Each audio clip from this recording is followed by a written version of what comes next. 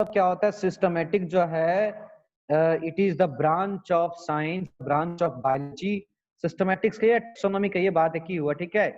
तो it is the branch of biology, ठीक है, branch of biology that deals with the unique properties of species, यानी identification हो गया, ठीक है। समझ में आ रहा है कि नहीं? क्लियर?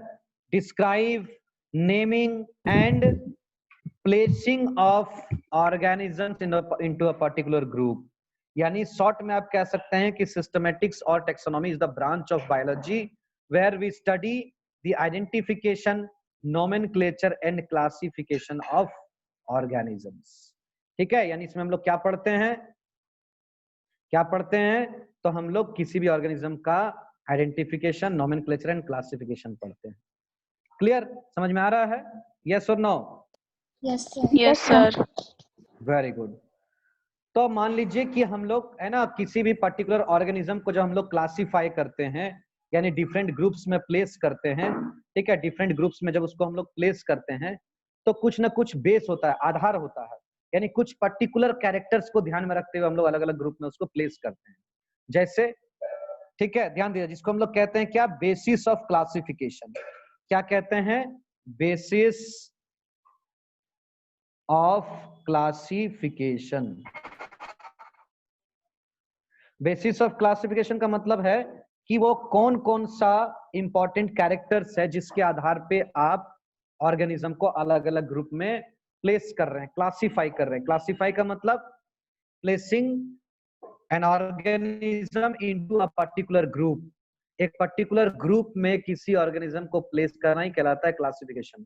तो कुछ कैरेक्टर्स होते हैं जिसके आधार पर हम लोग उसको क्या करते हैं, उसको हम लोग क्या करते हैं, अलग अलग ग्रुप में प्लेस करते हैं। जैसे सबसे पहला कि जो है उसका जो है type of cells, type of cells, यानी आप कह सकते हैं उसका सेल्स जो है वो कैसा होता है, सेल और सेल्स कह सकते हैं, ठीक है। यानी कि सेल या उसका जो बॉडी में अगर एक से अधिक सेल्स है तो वो कैसा है, कहने का मतलब कैसा, कहने का मतलब कि वो आपका प्रोकैरियोटिक है या यूकैरियोटिक है ना। समझ में आ रहा है कि नहीं? अब प्रोकैरियोटिक क्या होता है, यूकैरियोटिक क्या होता है, ये हम लोग ऑलरेडी सेल में डिस्कस कर चुके हैं, सेल चैप्टर में। टाइप ऑफ सेल, पहला जो कैरेक्टर है, पहला जो बेस है जिसके आधार पर आप किसी ऑर्गेनिज्म को अलग अलग कैटेगरी में बांटेंगे, वो आपका है पहला क्या है, प्रोकैरियोटिक और यूकैरियोटिक, मतलब types of cells. Types of cell और सेल्स, यानी कि सेल कैसा है, प्रोकैरियोटिक है या यूकैरियोटिक है, इसके आधार पर उसको अलग अलग कैटेगरी में आप प्लेस करेंगे। क्लियर? समझ में आ रहा है? इसके बाद आपका होता है सेल का अरेंजमेंट। सेल अरेंजमेंट, ये सेल अरेंजमेंट क्या है सर, ये सेल अरेंजमेंट क्या है? तो दूसरा जो आपका पॉइंट है, ध्यान दीजिएगा, आपको पता है कि किसी भी जो लिविंग ऑर्गेनिज्म जो होते हैं, लिविंग ऑर्गेनिज्म, उसका एक अपना कह सकते हैं एक आपका जो है सेल का अरेंजमेंट होता है उसमें। जैसे क्या होता है कि पहले सबसे पहले सेल होते हैं, बहुत सारा कॉपी बना के सेल्स बनते हैं। ये सेल्स जो है क्या करते हैं, आगे चल के टिश्यूज बनाते हैं। ये टिश्यू आगे चल के बहुत सारा टिश्यू बना के ऑर्गन बनाते हैं, और बहुत सारे ऑर्गन मिलकर फिर क्या करते हैं, सिस्टम बनाते हैं, और सिस्टम से फिर क्या होता है, बॉडी बनता है, ठीक है। ऑर्गेनिज्म। तो हाँ, ये पूरा ऑर्गेनिज्म, ये पूरा बॉडी, ऑर्गेनिज्म का पूरा बॉडी बनता है। तो किस तरह से एक सेल से लेकर पूरा बॉडी बन रहा है, ऑर्गेनिज्म का बन रहा है ना।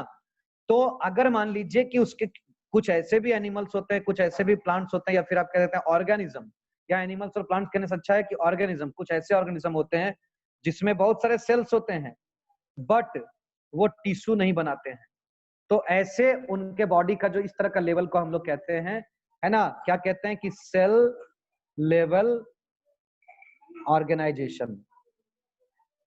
यानी उसके बॉडी में सेल लेवल आपको ऑर्गेनाइजेशन देखने को मिलता है, मतलब वहां जो सेल्स होते हैं वो सेल के रूप में ही अरेंज रहते हैं, वो आगे चल के टिश्यू नहीं बनाते।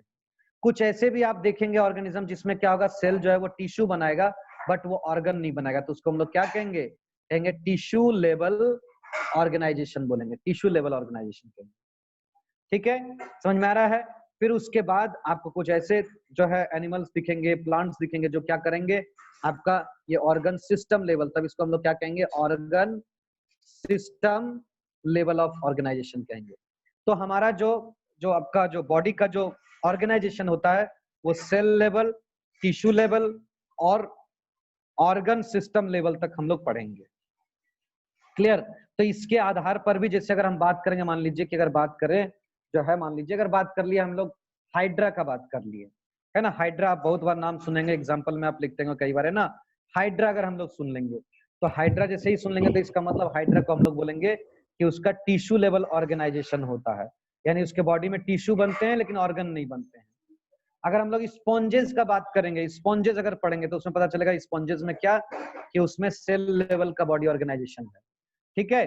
अगर हम लोग बात करेंगे अमीबा का बात करेंगे तो अमीबा में क्या होता है, सिंगल सेल का बना हुआ होता है, तो उसका जो है सेल लेवल ऑर्गेनाइजेशन हम लोग बोलेंगे। तो इस तरह से जो सेल का अरेंजमेंट के आधार पर हम लोग उसको अलग अलग जो है कैटेगरी में प्लेस कर सकते हैं। ठीक है।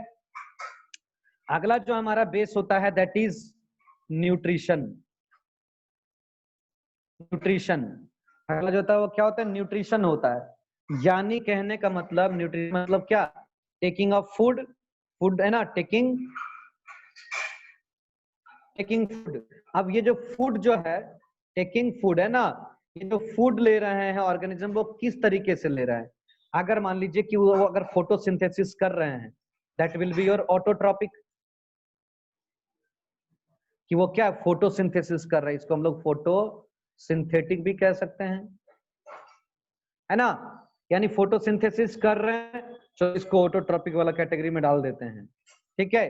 अगर फोटोसिंथेसिस नहीं कर रहे हैं तो चलो उसको हेट्रोट्रॉपिक में डाल देते हैं, हेट्रोट्रॉपिक न्यूट्रिशन में डाल देते हैं। यानी वो खुद अपना फूड नहीं बनाते, वो अपना फूड के लिए दूसरे पर डिपेंड करते हैं। ठीक है। और भी कैटेगरीज में बनाते, चलिए सेप्रोफाइटिक वाला कैटेगरी में डाल देंगे। यानी कि ये जो क्या करेंगे, जो सेप्रोफाइटिक जो न्यूट्रिशन लेंगे उसमें क्या करेंगे कि वो डेड चीजों पर, सड़े गले मरे चीजों पर जो है वो अपना न्यूट्रिशन के लिए उससे अपना फूड को लेंगे वो। ठीक है।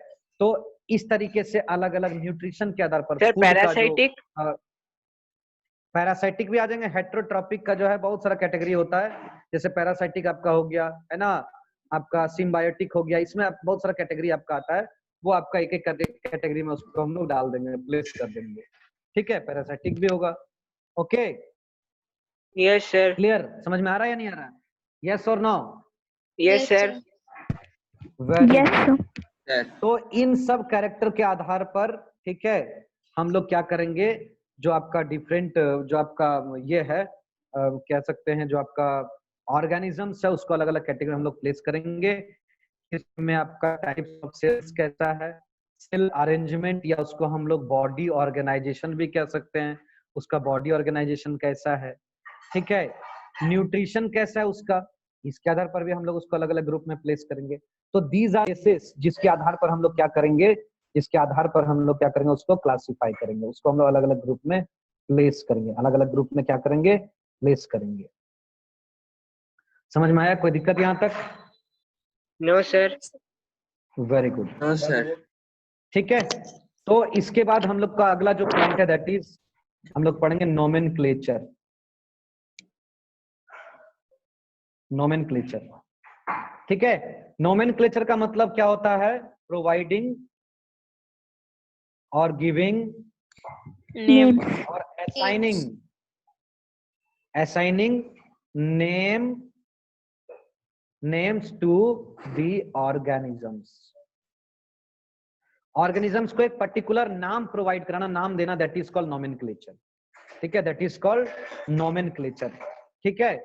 नोमेनक्लेचर। अब देखिए नोमेनक्लेचर एक ऐसा सिस्टम है जिसमें क्या होता है कि हम लोग किसी पर्टिकुलर ऑर्गेनिज्म को क्या करते हैं, उसको एक पर्टिकुलर नाम देते हैं।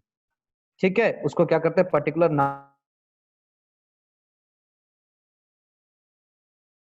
नाम देना क्यों जरूरी है? why we should give a particular name to a particular organism? Sir, because in different countries and different regions, sir, a single animal is called by different names. So, sir, to have a uniform or unified system of naming, sir, we use nomenclature. Very good, very good, very good. ठीक है। क्या होता है कि देखिए क्या होता है कि अगर हम लोग कॉमन नाम को अगर पकड़ कर चलें, कि अगर कॉमन नेम्स को हम लोग पकड़ के चलें तो क्या होता है, कॉमन नेम्स जो होते हैं वो जो है according to area, according to language, है ना। ये क्या होता है, ये वेरी करता है अकॉर्डिंग टू एरिया और अकॉर्डिंग टू लैंग्वेज, क्या होता है, नाम उसका वेरी करता है, ठीक है।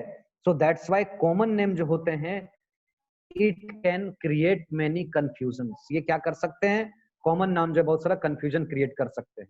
कॉमन नेम क्या कर सकते हैं, बहुत सारा कंफ्यूजन क्रिएट कर सकते हैं, ठीक है। इसको हम लोग वर्नाकुलर नेम्स भी कहते हैं, कॉमन नेम्स या वर्नाकुलर नेम्स भी हम लोग, समझिएगा ध्यान से, ठीक है। तो कॉमन नेम क्या होता है, द कॉमन नेम्स और vernacular names are the local names given to an organism in a specific language, ठीक है।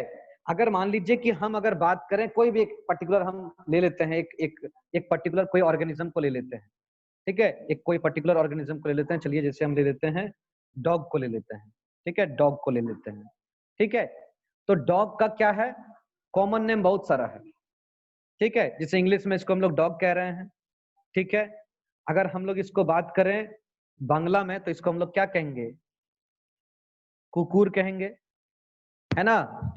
अगर इसको हम लोग बात करें हिंदी में तो हिंदी में इसको क्या कुत्ता बोलेंगे। अगर हम लोग बात करें गुजराती में तो इसको हम लोग कुत्तो कहेंगे, KUTTO कुत्तू, ठीक है, समझिए। अगर हम लोग संस्कृत में बात करें तो इसको हम लोग स्वान कहेंगे, ठीक है। अगर हम लोग इसको तमिल में बात करें तो उसको नए कहेंगे। आप सोचिए एक पर्टिकुलर कंट्री में अगर हम 2-3 लैंग्वेज को लिए, क्या लिए, एक बांग्ला लिए, हिंदी लिए, गुजराती लिए, संस्कृत लिए और आपका क्या लिए तमिल लिए, 5 लैंग्वेज लिए, तो इतना वेरिएशन आ रहा है। तो हमारे कंट्री में बहुत सारे लैंग्वेजेस हैं तो बहुत सारे वेरिएशंस, ठीक है, समझ में आ रहा है। तो इस तरीके से अगर हम लोग कॉमन नेम्स को अगर पकड़ कर चलेंगे तो क्या होगा, ये एक तरह का कंफ्यूजन क्रिएट करेगा हमारे स्टडीज में, हमारे रिसर्च में क्या होगा, कंफ्यूजन क्रिएट करेगा, ठीक है, समझ में आ रहा है। So that's why local names are not, you know, आप कह सकते हैं उसको वाइडली हम लोग यूज नहीं करते हैं। क्या करते हैं, एक ऐसा नाम दिया जाए, एक ऐसा नाम दिया जाए ऑर्गेनिज्म को जो क्या हो, वर्ल्ड वाइड हो, मतलब कहीं पर भी अगर आप जाकर बोलेंगे इस नाम को तो क्या होगा, आपका जो है वो उसी चीज को जो है उसी के बारे में बोलेगा, ठीक है। तो ऐसा एक नाम, है ना, ऐसा एक नाम दिया जाए जो क्या करेगा, ठीक है, ऐसा एक नाम दिया जाए जो क्या करे, वर्ल्ड वाइड जो है वो, अगर वो आप बोल दिए तो मतलब कि वही होगा और कोई नहीं होगा, है ना। तो इस तरीके से अगर हम लोग डॉग को अगर एक पर्टिकुलर नाम दे दें, जैसे कैनिस, ठीक है, फेमिलरिस, कैनिस फेमिलरिस, अगर ये हम नाम दे दिए तो ये क्या नाम हो गया, ये आपका एक, है ना, एक इसको हम लोग असाइन कर दिए, एक नाम इसको दे दिए, इसका कैरेक्टर के आधार पर, इसका कैरेक्टर के आधार पर इसको हम लोग तो नाम दे दिए कैनिस फेमिलरिस। जो आइडेंटिफिकेशन नोमेनक्लेचर क्लासिफिकेशन है ना, तो नोमेनक्लेचर में इसको जो हम लोग नाम देते हैं उस नाम को हम लोग कहते हैं साइंटिफिक नेम। क्या कहते हैं, साइंटिफिक नेम कहते हैं। और ये नाम जो होता है ये क्या होता है, वर्ल्ड वाइड एक्सेप्टेड नाम होता है, ठीक है। यानी कि आप कैनिस फेमिलरिस अगर इंडिया में भी बोलेंगे तो भी जो है वो आपका सिंगल नेम होगा, ऑल ओवर इंडिया में भी कैनिस फेमिलरिस डॉगी होगा, अमेरिका में भी कैनिस फेमिलरिस डॉगी होगा, अदर कंट्रीज में भी आपको कैनिस फेमिलरिस बोलेंगे तो डॉग ही होगा, ठीक है, समझ में आ रहा है। बट अगर हम लोग लोकल नेम को लेके चलें तो लोकल नेम का बहुत सारा मीनिंग निकलता है और हो सकता है अलग अलग लैंग्वेजेस में उसका मतलब अलग अलग हो, तो ये एक तरह का कंफ्यूजन क्रिएट कर सकता है। So to free from this confusions, ये सब कंफ्यूजन से दूर रहने के लिए क्या होता है, हम लोग एक नाम असाइन करते हैं जिसका नाम होता है क्या, जिसको हम लोग कहते हैं साइंटिफिक नेम। तो इस पर्टिकुलर ऑर्गेनिज्म को इस पर्टिकुलर नाम दे देना, दैट इज, इस सिस्टम को, इस प्रोसेस को हम लोग कहते हैं नोमेनक्लेचर, ठीक है, नोमेनक्लेचर। समझ में आ रहा है, कोई दिक्कत इसमें। तो जो सबसे पहले और सबसे जो जिसके अकॉर्डिंग हम लोग नामकरण करते हैं किसी ऑर्गेनिज्म का, ठीक है, समझिएगा, उस सिस्टम को हम लोग कहते हैं बायनोमियल नोमेनक्लेचर। यानी कि जो वाइडली एक्सेप्टेड जो सिस्टम है जिसके आधार पर हम लोग किसी ऑर्गेनिज्म को नामकरण करते हैं, उस सिस्टम को हम लोग कहते हैं बायनोमियल नोमेनक्लेचर। क्या कहते हैं हम लोग, बायनोमियल नोमेनक्लेचर। तो यहां समझ में आ गया आपको कि वाई जो है, why scientific name, why not common name, common name क्यों नहीं देना चाहिए, ये आपको समझ में आ गया? यस और नो?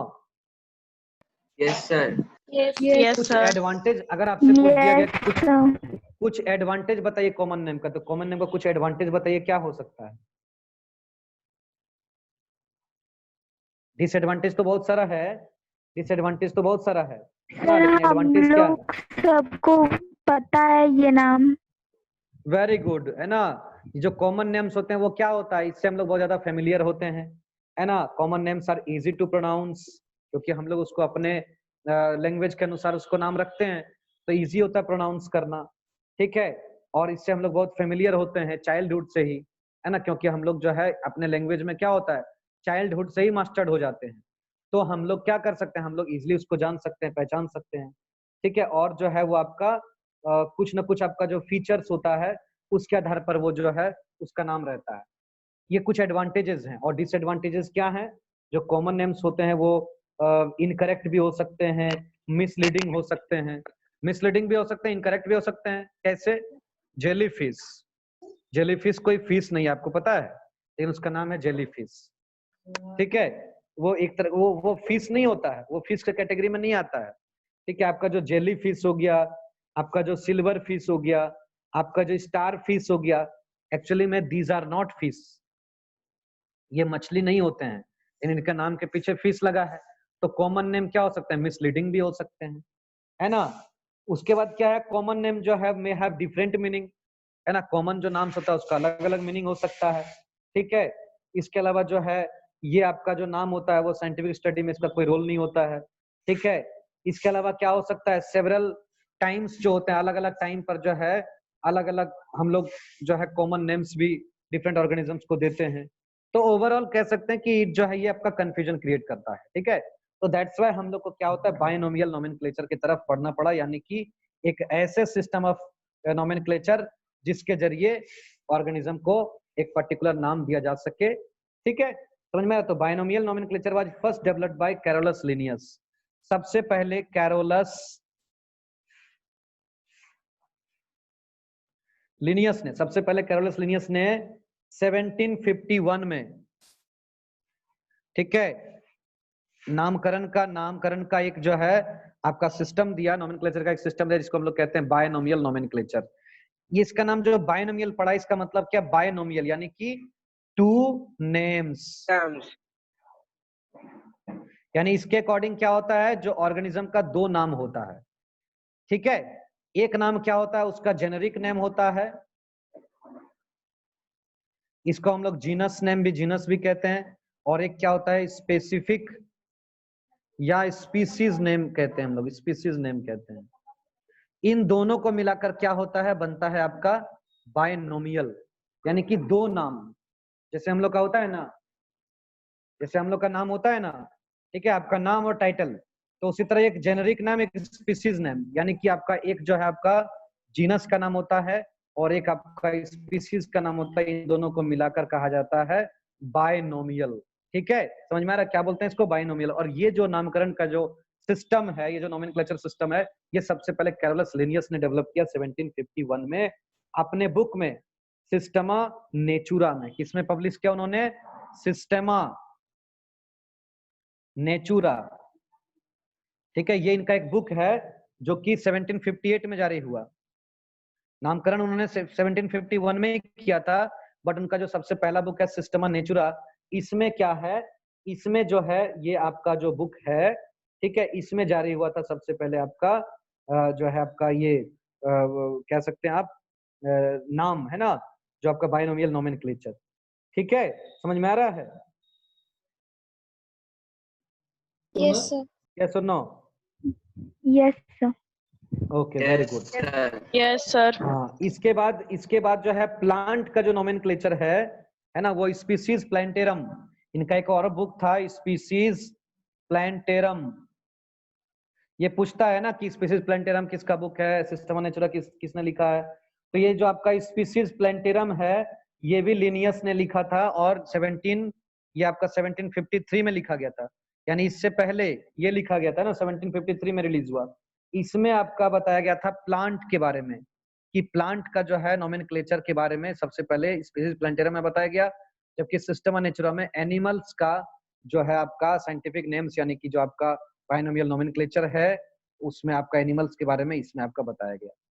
ठीक है, समझ में आ रहा। लेकिन ये कंसेप्ट जो है 1751 में ही कैरोलस लिनस ने बायनोमियल नोमेनक्लेचर दे दिया था। ठीक है, प्लीज आप लोग 1 मिनट वेट करेंगे, थोड़ा मुझे प्लेस चेंज करना है, प्लीज वो 1 मिनट वेट कीजिए। Okay sir.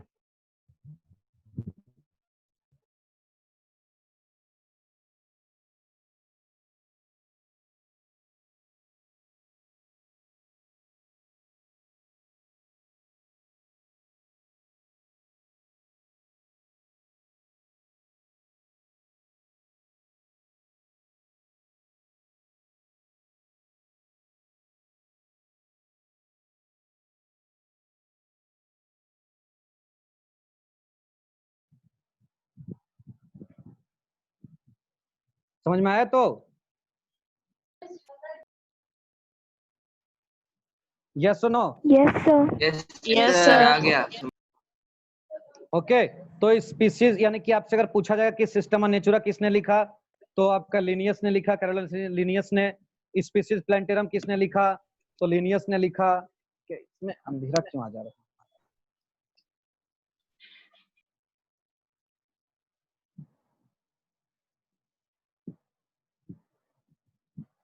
समझ में आ रहा है? तो बायनोमियल जो नोमेनक्लेचर है ना, बायनोमियल जो नोमेनक्लेचर है, बायनोमियल नोमेनक्लेचर जो है, please switch off the fan, fan switch off. Binomial nomenclature जो है, ठीक है, इसमें क्या है, कुछ सेट ऑफ रूल्स है, कुछ क्या है, सेट ऑफ रूल्स है। ठीक है, जिसको हम लोग कोड कहते हैं। क्या कहते हैं? कोड कहते हैं, समझिएगा। ठीक है, कुछ सेट ऑफ रूल्स है बायनोमियल नोमेनक्लेचर में, जिसके आधार पर हम लोग जो है किसी भी एनिमल या प्लांट का नामकरण करते हैं, उसको साइंटिफिक नेम देते हैं। उसका कुछ रूल्स है जिसको हम लोग कहते हैं कोड ऑफ नोमेनक्लेचर या रूल्स ऑफ नोमेनक्लेचर। ठीक है, तो हम लोग इसको क्या बोलते हैं? Codes of nomenclature. ठीक है, ये कोड्स ऑफ नोमेनक्लेचर, ध्यान दीजिएगा। तो ये जो कोड्स ऑफ नोमेन, ये जो नियम है, ये जारी कौन करता है? ध्यान दीजिएगा, ये जारी कौन करता है? तो अभी जो हमारा जो सिस्टम है, जो इसको देख रेख करता है ना, किसी भी पर्टिकुलर एनिमल्स या किसी भी पर्टिकुलर जो है ऑर्गेनिज्म का नामकरण हम किस आधार पर करेंगे, कौन इसको अभी मॉनिटर कर रहा है, तो वो आपका 2 संस्था है। एक का नाम है आपका ICZN, एक आपका संस्था है जिसका नाम क्या है? ICZN। ठीक है, समझिएगा ध्यान से। ये क्या करता है, समझिएगा, है ना, इंटरनेशनल कोड्स। ठीक है, international codes of zoological nomenclature, समझिएगा। ठीक है, यानी ICZN ये क्या है? एक तरह का आपका संस्था है। ठीक है, ये क्या करता है? ये आपका, इसका जो पूरा नाम होता है international code of zoological nomenclature. ठीक है, इसके आधार पर यानी ये जो है जारी करता है गाइडलाइन, ये अपना कोड्स, ये अपना रूल्स जारी करता है कि किसी भी एनिमल्स का जो है नामकरण कैसे किया जाना चाहिए। ठीक है, समझिएगा ध्यान से। और फिर आपका होता है ICBN। ICBN क्या होता है? आपका international code of botanical nomenclature. International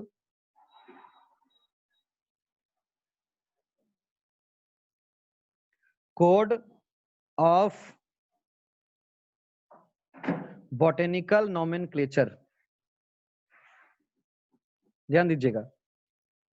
actually ये जो ICBN है, ICZN है, एक तरह का ये जो है, अगर हम लोग इसको जो है कह सकते हैं कि ये जो है आपका एक तरह का सेट ऑफ रूल्स जारी करता है, ये ICZN संस्था एनिमल्स के लिए।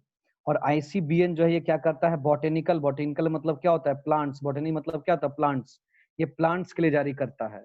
ठीक है, समझ में आ रहा है? ये प्लांट्स के लिए जारी करता है।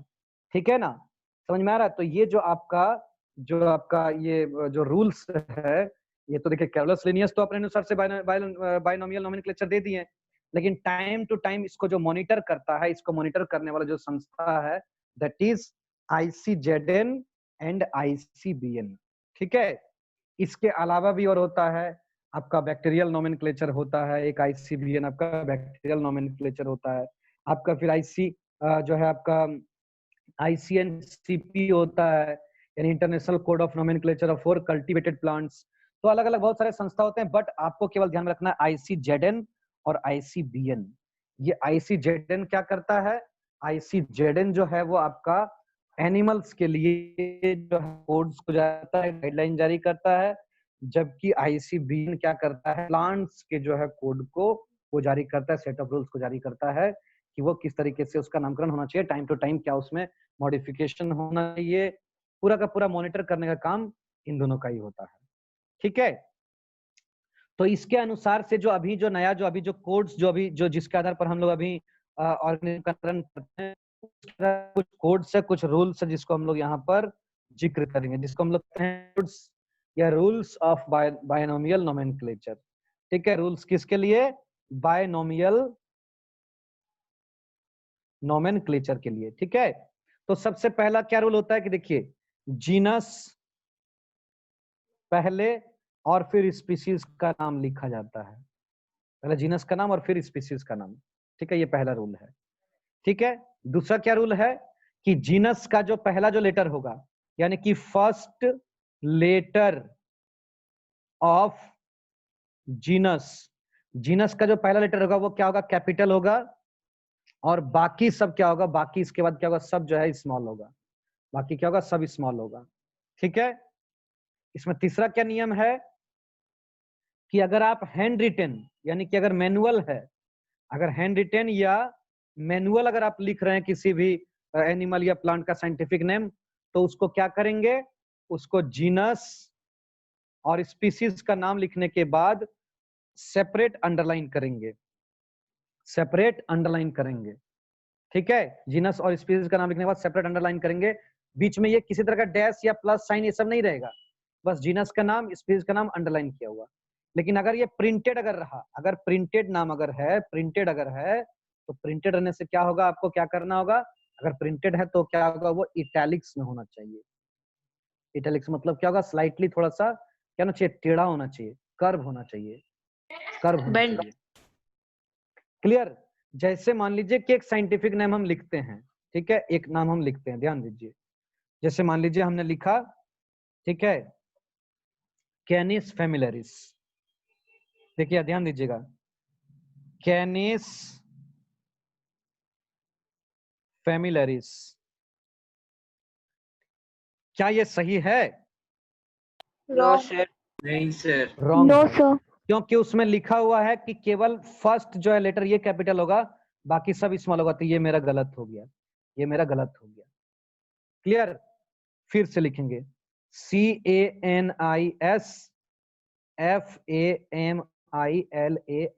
कैनिस फेमिलियरिस। क्या ये सही है? No sir. नहीं sir. Why not? Why not? Underline Underline is not there. तो ये भी गलत हो गया है ना। अब अगर हम लोग इसको लिखें CANIS कैनिस FAMILARIS, इसको हम अंडरलाइन कर दिए हैं, क्या ये सही है? No sir. No sir. No sir, Correctly नहीं underlined. सही है। सेपरेट अंडरलाइन करना होगा। Very good. अब हम अगर लिखेंगे CANIS FAMILARIES और इसको अंडरलाइन किए और फिर इसको अंडरलाइन किए, तब मेरा क्या होगा? अब क्या सही है? Yes yes sir. यस अब ये मेरा सही है। ठीक है, फैमिलियरिस तो का ये स्पेलिंग जो क्या है? FAMILARIES। अच्छा सर। ठीक है सर, पहले वाले ओके स्पेलिंग सर। गलत है। तो ये आपका क्या है, समझ में जो है ये क्या हुआ आपका? इस तरीके से ये आपका क्या हुआ? सही हुआ। ठीक है, तो ये आपका जो है, ये जो है सेट ऑफ कोड्स जो है, रूल्स है, ये कौन जारी करता है? तो ये आपका पता है आपको कि ये डॉग का साइंटिफिक नाम है ना, डॉग का साइंटिफिक नाम है ये। तो ये आपका कौन जारी करेगा? ICZN, है ना, ICZN। ठीक है, तो इस तरीके से जो आपका बायनोमियल नोमेनक्लेचर का क्या सेट्स, क्या मतलब रूल्स है, क्या कोड्स है, ये आपने ये समझ लिया। ठीक है, आपने ये समझ लिया। नाउ अब हम लोग पढ़ेंगे जो है आपका टेक्सोनोमिकल हायरार्की। टेक्सोनोमिकल क्या पढ़ेंगे? तो फिर अगर हायरार्की। यस, बोलिए सर, तो फिर अगर यहाँ पे कैनिस फेमिलियरिस की जगह मैंगीफेरा होता तो फिर वो ICBN से होता। वेरी गुड है, वेरी गुड। अगर हम लोग बात करें अगर मेंजी फेरा इंडिका, ठीक है, मेंजी फेरा इंडिका के बारे में बात करें तो ये क्या हो जाएगा आपका जो है, ये आपका कौन देगा? ICBN जो है। ठीक है, क्योंकि मैंगो का है। मैंगो का है। ठीक है, ये मैंगो का है, यानी कि प्लांट का है। तो प्लांट के बारे में जो सेट ऑफ रूल्स जो है, जो जारी करता है, जो रेगुलेट करता है, दैट इज ICBN। ठीक है, और ये जो आपका एनिमल्स के बारे में जो जारी करता है, दैट इज ICZN। ठीक है, समझ में आ रहा है? Yes sir. Very good. Now अब हम लोग पढ़ेंगे क्या? तो अब हम लोग पढ़ेंगे टेक्सोनोमिकल हायरार्की। क्या पढ़ेंगे? टेक्सोनोमिकल। ठीक है, टेक्सोनोमिकल क्या पढ़ेंगे हम लोग? हायरार्की। ठीक है, टेक्सोनोमिकल हायरार्की। ये टेक्सोनोमिकल हायरार्की क्या होता है, ध्यान से देखिए। ठीक है, टेक्सोनोमिकल हायरार्की क्या होता है, ध्यान दीजिए। ठीक है, जैसे मान लीजिए कि आपको एक एग्जांपल मैंने दिया था बुक्स का, कि आपको बुक्स जो है वो अरेंज करने हैं, है ना, बुक्स अरेंज करने हैं। तो आपने क्या किया बताइए? सर जो बुक्स को कैटेगराइज किया सर, लैंग्वेज के बेसिस में, और सर स्टोरीज के बेसिस में आइडेंटिफाई किया पहले। तो पहले आइडेंटिफाई। ठीक है, कहने का मतलब क्या है, मान लीजिए कि जो है आपने उस बुक को रखा कहां पर? रैक में रख दिया। ठीक है, अलमीरा में रख दिया। सपोज आपने अलमीरा में बुक को रख दिया। ठीक है, समझ में आ रहा है? लेकिन वो मेरे लिए बुक, अगर हम उसको इस तरीके से देखें, क्या देखें कि आपके घर के अंदर क्या है, बहुत सारा रूम है। उस रूम में किसी एक रूम में, है ना, एक अलमीरा है। मान लीजिए सभी रूम में अलमीरा है, तो उसमें किसी एक रूम के अलमीरा में बहुत सारा रैक है।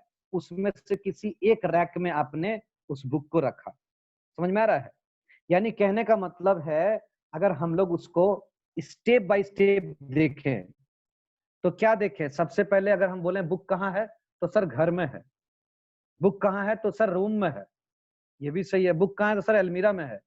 तो कहने का मतलब क्या है कि बुक को जो है एक बड़े से, अगर हमको डिस्क्राइब करना है कि बुक्स कहाँ है, तो एग्जैक्ट लोकेशन बताने के लिए आपको जो है ये घर में, इस रूम नंबर में, इस अलमीरा में, इस रैक नंबर में, इतना नंबर जो है बुक्स में उसका पोजीशन है। तो इस तरह से एक जो आपने, जो आप कह सकते हैं कि एक तरीके का जो ये स्टेप है, ठीक है, जो क्या करता है, ये स्टेप्स जो है, मतलब एक के बाद एक, एक के बाद एक के बाद जो स्टेप्स है, that is called hierarchy. That is called hierarchy. मतलब आपने बिग यूनिट से स्मॉल यूनिट की तरफ जो है बताया कि हाँ, एक घर के अंदर एक रूम, रूम के अंदर अलमीरा, अलमीरा के अंदर रैक, रैक के अंदर बुक रखा हुआ। ठीक है, तो इस तरह का जो है पोजीशन हमारा जो आप कह सकते हैं जो आपका ऑर्गेनिज्म होता है, उसको भी एक पर्टिकुलर, उसका पर्टिकुलर एक जो है ग्रुप बताने के लिए हम लोग को हायरार्की का सहारा लेना पड़ता है। ठीक है, यानी कि टेक्सोनोमिकल हायरार्की क्या है समझिएगा। तो टेक्सोनोमिकल हायरार्की जो है वो क्या होते हैं? ठीक है, it is a set of different categories. It is a set of different categories, यानी आप कह सकते हैं एक तरह का सिस्टम ऑफ अरेंजिंग जो है आप कह सकते हैं ऑर्गेनिज्म इनटू डिफरेंट कैटेगरीज। या सिंपली आप समझिए कि टेक्सोनोमिक हायरार्की क्या है, ये आपका है ना, डिफरेंट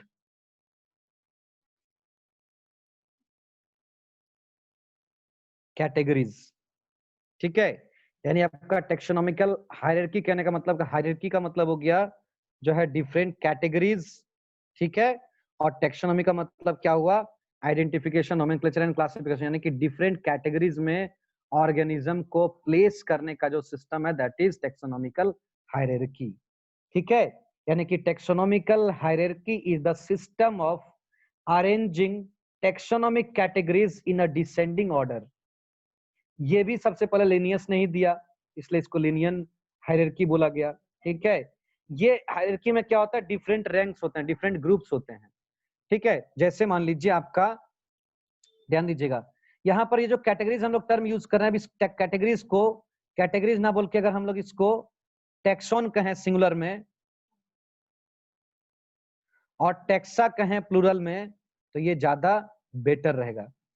ठीक है, यानी आपका जो हायरार्की का मतलब क्या होगा, हायरार्की का मतलब डिफरेंट ग्रुप्स, डिफरेंट ग्रुप्स। ठीक है, हायरार्की का मतलब क्या होता है, डिफरेंट ग्रुप्स, यानी different category, different tax on, different taxa. ठीक है, तो यहाँ पर कौन कौन से टेक्सा होते हैं, तो जो देखिए डिसेंडिंग ऑर्डर में, मतलब बड़ा से छोटा, ध्यान दीजिएगा, समझिएगा। तो सबसे जो बड़ा, इसको याद रखिएगा इस तरह से, केपी कॉफ जीएस, इस तरीके से आप याद रखिएगा। ठीक है, केपी कॉफ जीएस, यानी कि आपका ये kingdom, phylum, class, order, family, genus, species. समझ में आ रहा है? यस और no? Yes sir. Clear? Yes sir. यानी कि टेक्सोनॉमिकल हायरार्की में हम लोग को, आप कह सकते हैं 7 टेक्सोन को हम लोग को देखना है, जो क्या होगा, बड़े से छोटे की तरफ हम लोग को, यानी डिसेंडिंग ऑर्डर में हम लोगों को देखना है। क्लियर? समझिएगा ध्यान से। या टेक्सोनॉमिकल हायरार्की को आप अपने अनुसार से भी डिस्क्राइब कर सकते हैं, कैसे कि arranging an organism into different taxon in descending order is called taxonomical hierarchy. ठीक है, यानी आप क्या करें, ऑर्गेनिज्म को बड़ा यूनिट से छोटा यूनिट की तरफ में अरेंज कर रहे हैं। ये यूनिट आपका कौन कौन सा है, यानी आपका टेक्सोन कौन कौन सा है, kingdom, phylum, class, order, family, genus and species. Clear? कोई दिक्कत इसमें? No sir. यस और no no? Sir. Sir phylum में डिवीजन भी होगा ना?